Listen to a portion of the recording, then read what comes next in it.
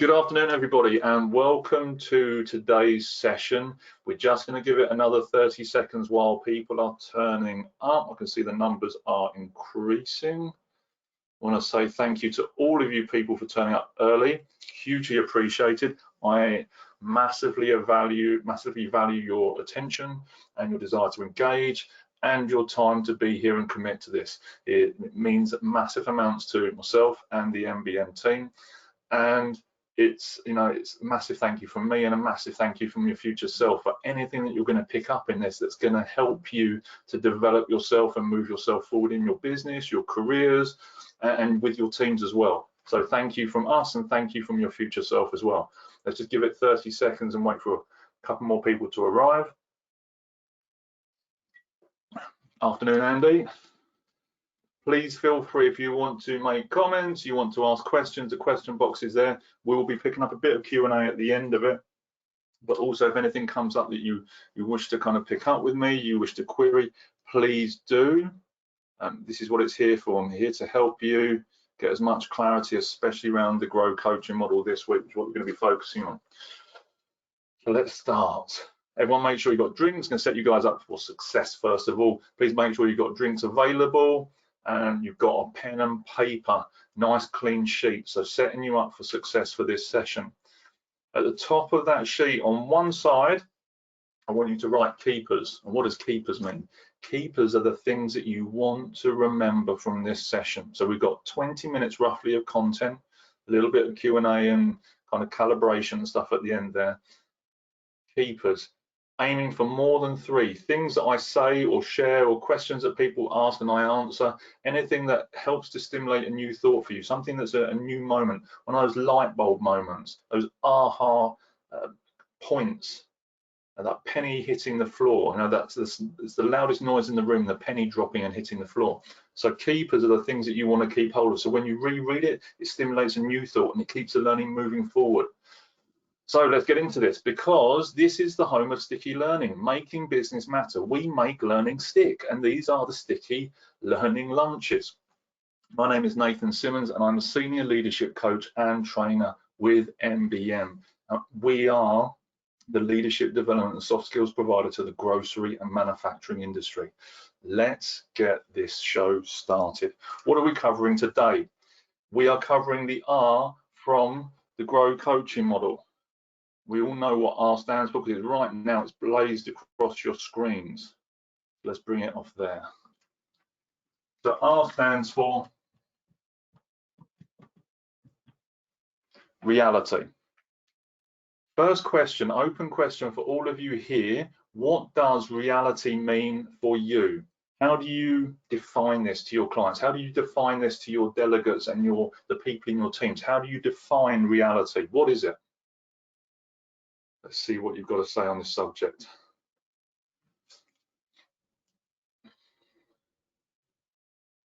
Truth as I understand and see it, absolutely. What else does reality mean for us?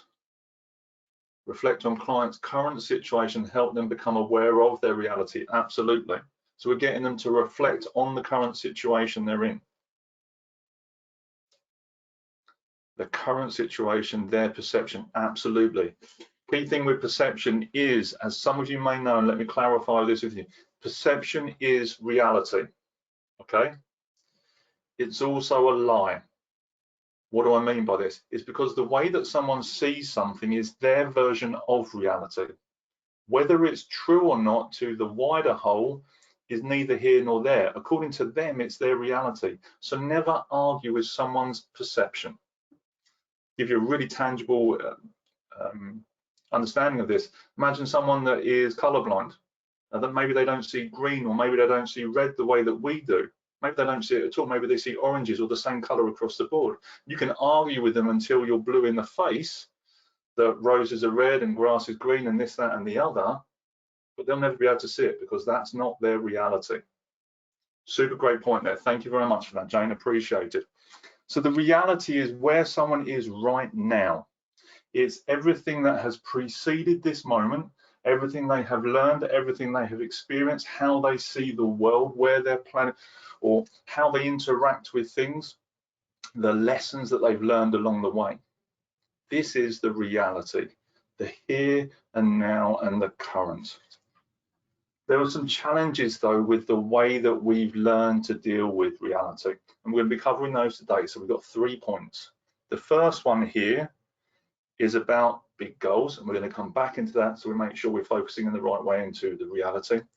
How we can then be overwhelmed by the journey that's in front of us, and then how we learn to maximize what's come before us until this point, what we've done and the journey that we've taken. So we need to use these 3 points to help keep the brain engaged in the right way. The first thing, big goals. Number 1.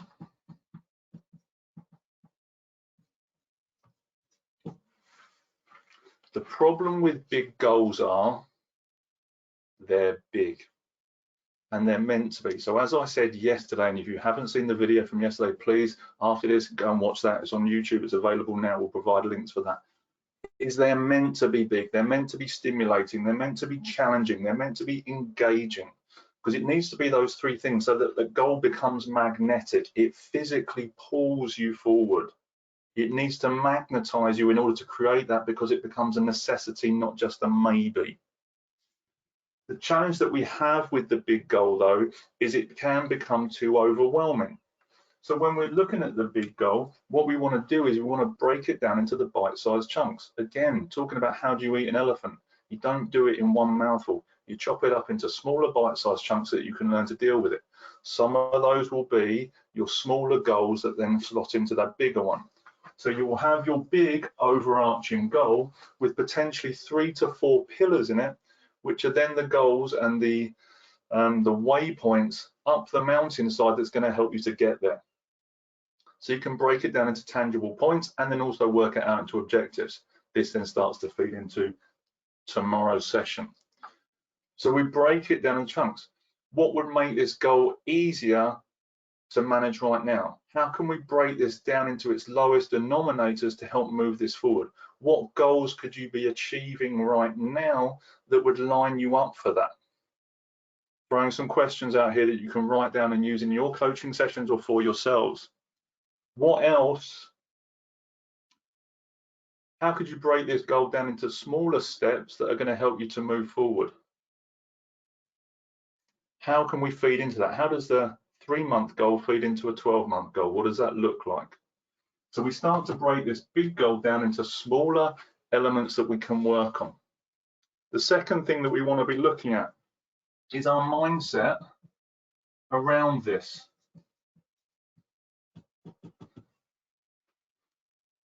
How do we often look at our goals?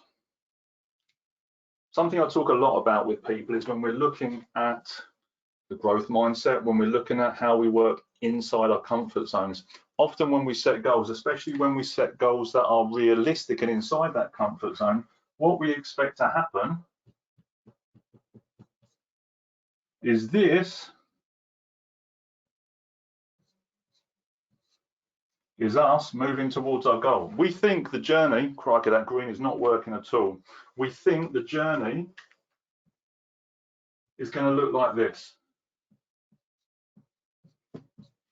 A nice straight road, nice and simple. Here's my goal, here's me, and this is the journey. And then what happens? What normally happens when we think everything's going to be plain sailing? Open question to you. What normally happens when we think everything's going to be plain sailing as we're moving towards our goal?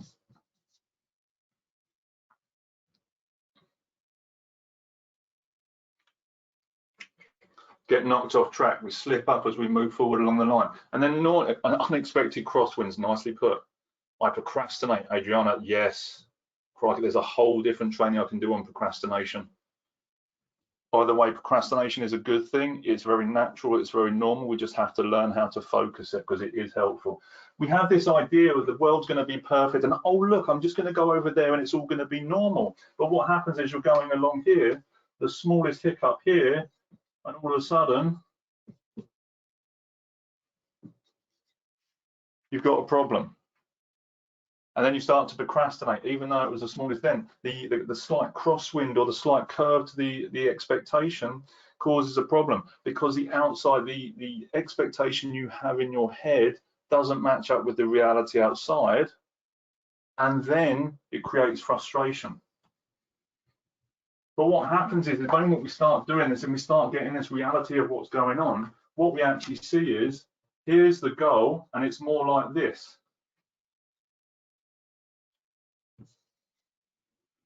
And here's you. Now it looks a lot more complicated, it looks more challenging. So number 2 is, when you set the big goal and you're here, you start to question your capability. You start to question your capacity to make it happen, which is where the big goal can start to become overwhelming. And the measurement that you have to get up here becomes the chasm of despair and doubt.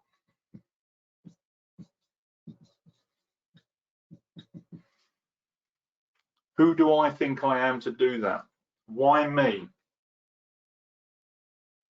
I've got more than enough going on. So we have this fear of, or the 2 fears that start to kick in, and we look at this a little bit with procrastination.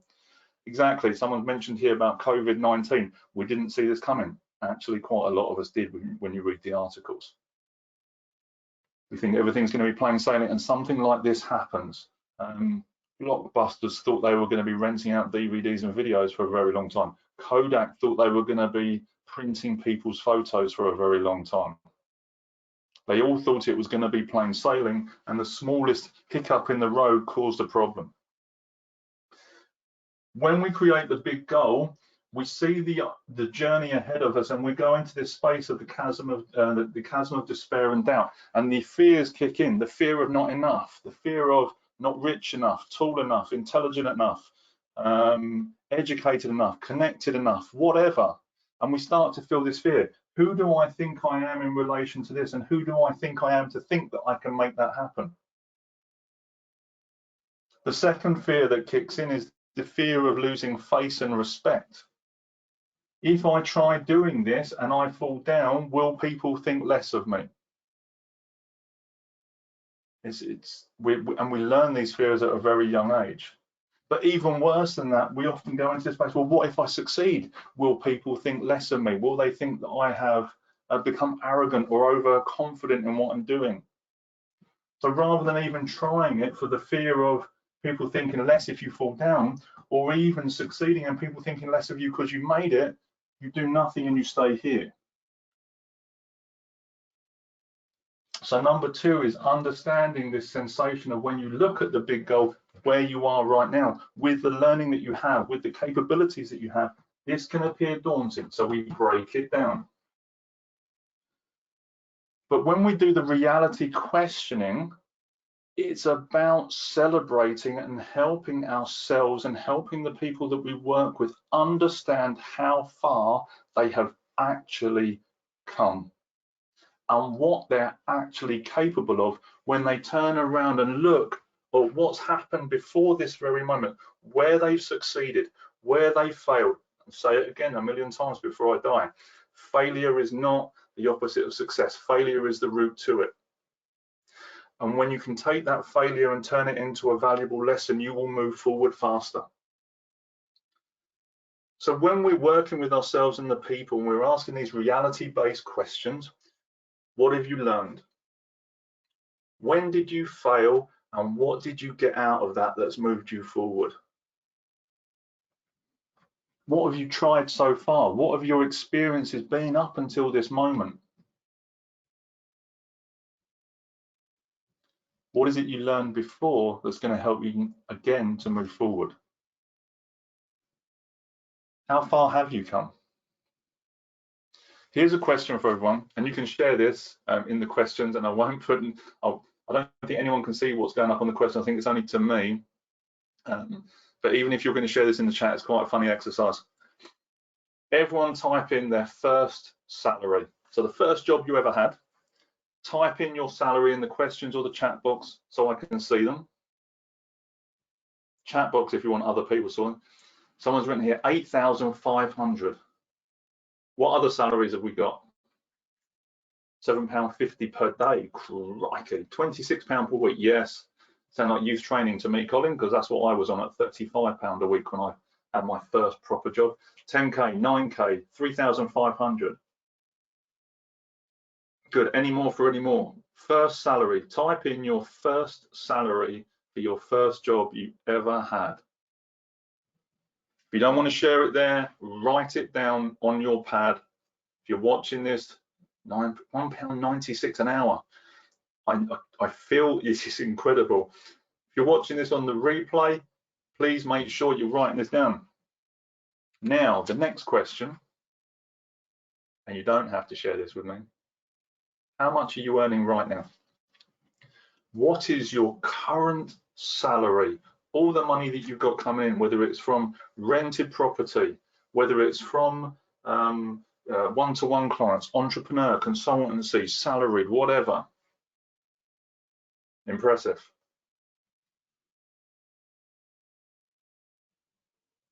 Absolutely.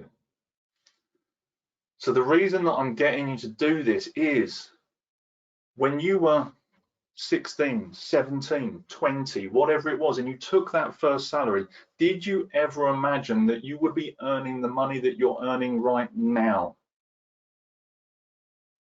Did you ever think that you were capable of getting that amount of money?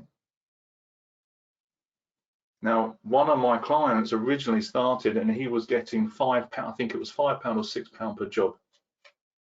On occasion, he's now commanding £350 per job. That's an hour's work. And when I talked to him about that, he laughs at the person that he was because that person could not imagine doing what he's doing now. And the reason I ask you to get and to look at this is rather than looking over here, if this is doubling your salary, if this is tripling your business, if this is growing your customer base by whatever means or as a leader, and you think this is too much, this is overwhelming, take a moment to look how far you've actually come in your journey and see what is possible from then until now, going backwards. And then taking the moment to say, well, what did I learn? What did I get out of this? And then what we start to do is we're using point 3.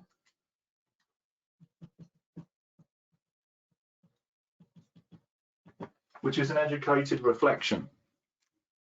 You take a moment to think about how far you've come to now, what you've learned, what are the ideas, who's giving you advice, what you can then squeeze out of that advice for yourself and for other people by looking at the lessons learned, the times that you scratched your knees, like the man in the arena from the speech. You know, it's about being in the fight. It's about getting the scrapes and the cuts, and it's about being knocked down, and it's about still standing up again, learning from it, developing from it, and then moving it forward. Because what got you here may not get you there, but it certainly is the platform that's going to make that happen. So when we take a moment to look back and get grateful and show gratitude for what it is we've learned, how far we've come, and then we can start to understand what it is we can contribute in here that's going to make this happen. Because when we're looking up here and we start complaining, you cannot activate solutional thinking while you're complaining. At the same time, though, if you look back and see how far you've progressed and what you've got and how far you've developed, you can then shift that thinking, face it forward, and then you can start to think about what you need to put in place that's going to get you from here to there with that reality. Hope this is helping today. Crikey, we're almost on time. What has been useful? I haven't got a clear line of sight on my clock and I didn't realize what the time was. What's been useful so far from today? Please let me know in the question box or the chat box what has been useful from today's session around the reality section of the Grow coaching model and some of the mindsets around this.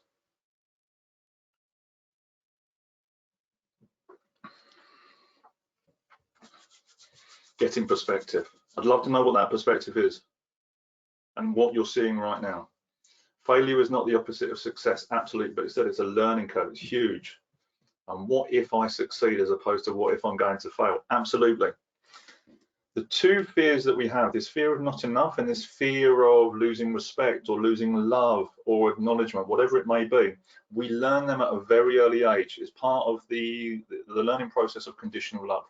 And we're not here to talk about parenting too much. It's a very strong thing. It happens. We learn to fit in. We learn to live up to expectations. We learn to not appear crazy or too full of ourselves. And it's these kind of mechanisms that are teaching us to hold ourselves back so that we don't set big goals. But, excuse me, as a result of that, we start to see things like anxiety and depression in the workplace start to creep up because we're actually not fully expressing ourselves. We don't know how to set the big goals, and we don't know how to break it down in such a way that it's something that we can work on, it's tangible, and we can move forward with it. What you just said, can't activate solutional thinking if you're complaining. Yes, absolutely. By the way, solutional is not actually a word. I made it up a couple of years ago. It's not trademarked, so please feel free to use it. Just be aware that people might go, oh, that's not a word. Educated reflection and the chasm, absolutely. If you come to kind of appreciate the chasms and the things that are going to happen and the curveballs and the river going left when you want to go right and the landslides and the avalanches, you know they're going to happen. If we can be realistic about that, we can start to build the options which we'll look at tomorrow that are going to move us through it, and you can appreciate those challenges as they come towards you because they're making you stronger. A one man's stumbling block is another man's stepping stone. Can't think in terms of solutions while complaining. Absolutely. Failure equals the best training. Absolutely. If you have not failed, you cannot win. It's as simple as that. There is no, it's not. They're not opposites. They're on a continuum.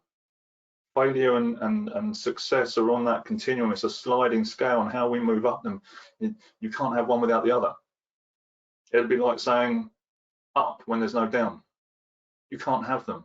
They're not opposites, they're continuum. They're on a sliding continuum depending where you're standing to in relation to them. How you choose to look at that. From up here, the carpet is down. You know, from downstairs, the carpet's up.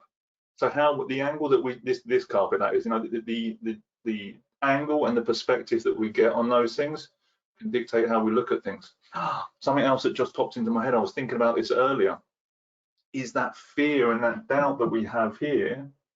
I heard a story recently.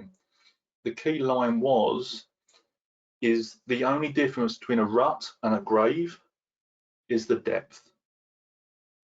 And for me, when I was thinking about this phrase, I was thinking that's very morbid, it's very harsh.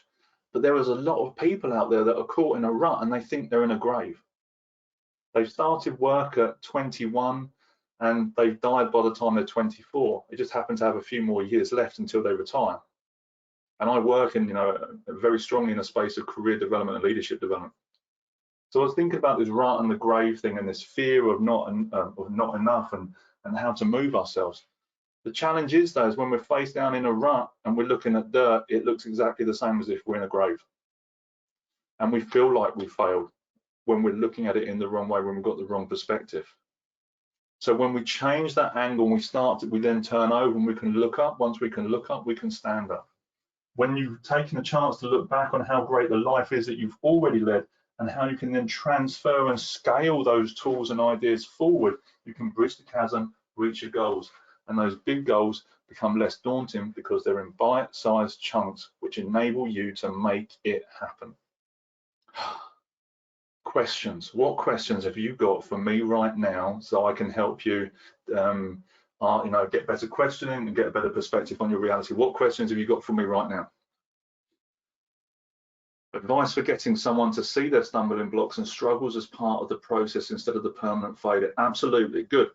So one of the mechanisms is talking about the fears, helping them to understand where fear comes from and where they've learned it.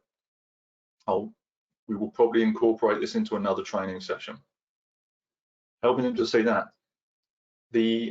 Often the one that I use is the analogy of Edison and the light bulb, and how some people say it took him 400, some people say 1,000, 6,000, 10,000 attempts to make the light bulb. And every time that he didn't make it, or one of his team, because he had a very big team at this point, didn't make the light bulb, he just said, I've just found another way how not to make a light bulb. And he still went again. It meant that he was eliminating the no's in order to get to the yes. Now, two interesting things about Edison. One was he was homeschooled. He was actually kicked out of his school and sent home with a letter to give to his mother, and that letter said that he was uneducable. He was too stupid to be in class, and she had to teach him. And what actually happened is his mother turned around and he said, what did the letter say? And she said, the school has sent you home because you're too intelligent and I have to teach you because they're not able to deal with you. That in itself is mind-blowing. When you hear the story then of how his factory burned down and he didn't have any insurance by all accounts, one of the cousins or come bang on the door, Mr. Edison, the factory's burning down. What was his response? Right, go and get the other family, go and get these people, and get some food and snacks because we're going to watch this happen because you're never going to see a fire like this. And apparently there were green flames and blue flames shooting out of the roof 50 feet high because of all the chemicals and things that were burning in there. But rather than being angry or resentful or frustrated about the setback, actually he celebrated it. And later on he said most of the things in there were absolute rubbish anyway, and I was looking for a reason to get rid of them. So he found a silver lining in that. So when we look at this failure mechanism, failure is beneficial. You cannot have up without down. You cannot have left without right, and you cannot have success without failure. To be included in this. Break down goals alone or buy myself as a leader. Ooh. There's a couple of ways we can do this. So if you're talking about your own goals inside a business, one element is to look at where you want to get to. Where does the business want to be in 12 months, 3 years, 5 years time? And then breaking those goals down accordingly and working out how you in your business area or your team are going to create outcomes which are going to then plug into that. Now, you may want to sit down and deliberate this yourself to come up with some ideas, because maybe as a leader, you have a bit more business acumen than your team do. You've got a bit more awareness than maybe they're, I don't like to say allowed to have, but maybe there's certain elements you're more aware of as a leader that will support you creating some goals.